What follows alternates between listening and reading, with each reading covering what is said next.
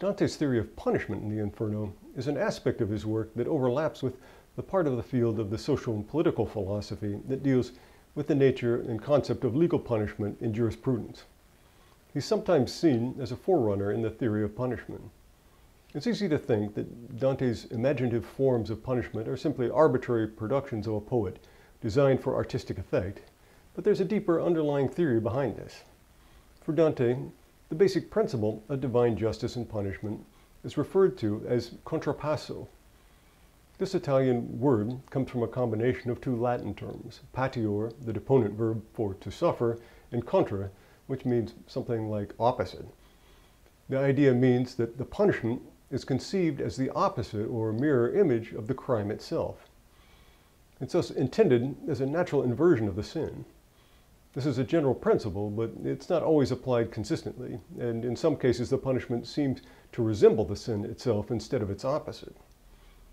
One example of Contrapasso can be found in the third canto, where Dante and Virgil see the souls of those who remained forever neutral, refusing to take sides. These sinners are rejected by both heaven and hell.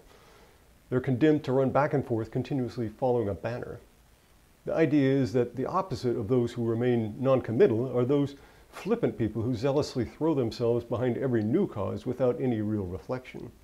This is represented by the idea of following a banner. The non-committal people are thus condemned to this meaningless existence of aimlessly supporting an unknown political movement.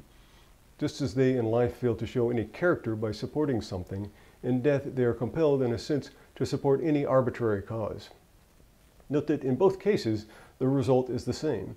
The person who supports nothing shows no character, just as the person who supports everything and who quickly moves from one allegiance to the next indifferently. By contrast, the person with true moral character carefully reflects upon which causes to support and chooses the one that reflects his or her own values. Dante's point here is that even those sinners who choose evil at least show some moral character in contrast to those who remain forever neutral and non-committal. Even though he's evil, Milton's devil in Paradise Lost can still, in some sense, be admired since he at least demonstrates a certain consistency of character, which is completely lacking in the case of these sinners in Dante. Another, perhaps more obvious example of Contrapasso is the punishment of the sorcerers and fortune tellers in Canto 20. These people are dedicated their lives to gazing into the future. Now, their punishment is that they have their heads turned around so that they're looking backwards and can thus only see what is behind them. They're condemned to look only at the past and are prevented from seeing what's in front of them, the future. While in life they adopted the one principle in a one-sided way, that is, a fixation on the future, they're punished in death by the other side of the same principle, that is, the past, which they neglected. One might argue that we can see in this conception of justice an echo of Aristotle's principle of sophrosune that we discussed before. For the Greek philosopher, the goal was to find the appropriate middle way between two extremes. Here, the extremes are a fixation with the future and with the past. While the sorcerers and fortune tellers were guilty of the one in life, they're punished with the other in death, just like a pendulum swinging to the other side. But the proper disposition is one in the middle, that is, one that is occupied primarily with the present and limits the concern with the future and the past in an appropriate manner. Here in Canto 20, we see the familiar figure of Tiresias, who connects the Divine Comedy with Book 11 of the Odyssey. But while Tiresias was a sympathetic figure in Homer, and it should be noted also in Sophocles, here he is presented as one of the sinners wallowing in hell. This clearly demonstrates the radical inversion of values that Christianity has effected on the pagan world.